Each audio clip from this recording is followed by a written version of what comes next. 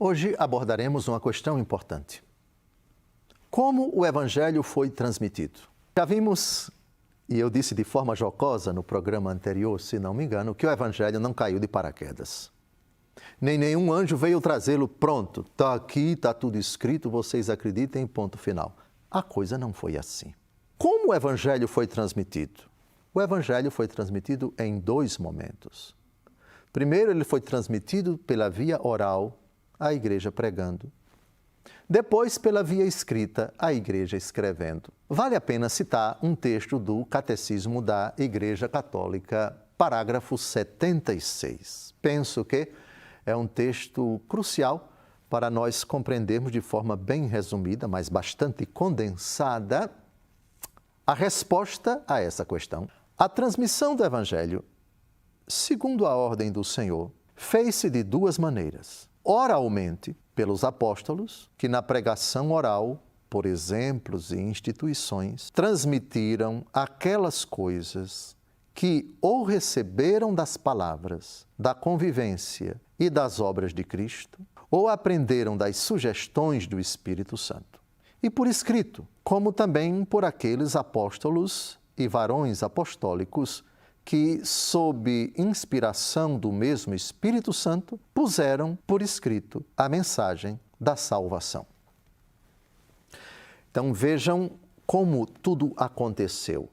No começo, nos primórdios, os apóstolos após Pentecostes não tiveram uma preocupação inicial de escrever nada. Não escreveram nada, não há nenhum indício, nem nos Evangelhos, nem no Novo Testamento, de que a primeira iniciativa da igreja foi escrever alguma coisa. Não. Ide pelo mundo, pregai o Evangelho, disse Jesus aos apóstolos, à igreja. Então, aqueles que conviveram com Nosso Senhor, que aprenderam dele, que escutaram os ensinamentos do Senhor, que contemplaram, que foram testemunhas da sua ressurreição e antes dos prodígios que Jesus operou durante a sua vida pública, apóstolos e varões apostólicos, pensemos nos varões apostólicos, São Lucas, que não era apóstolo, mas era discípulo de São Paulo, São Marcos, que não era apóstolo, mas era discípulo de São Pedro.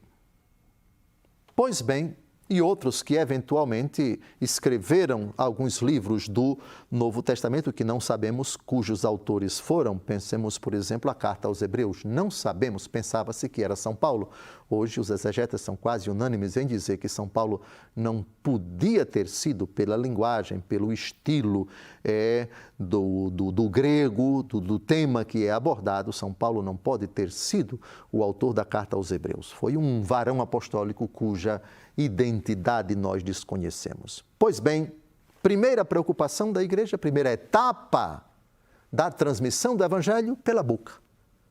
A igreja, inicialmente, não teve a preocupação de escrever nada.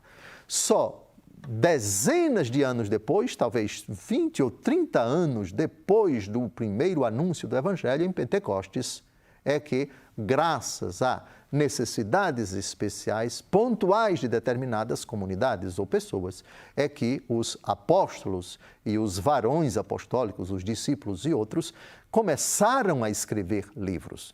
E de tudo isso nós vamos tratar nos programas posteriores. Somente para pontuar com o Catecismo da Igreja Católica que a Igreja não teve preocupação em escrever nada no começo, no início da sua missão.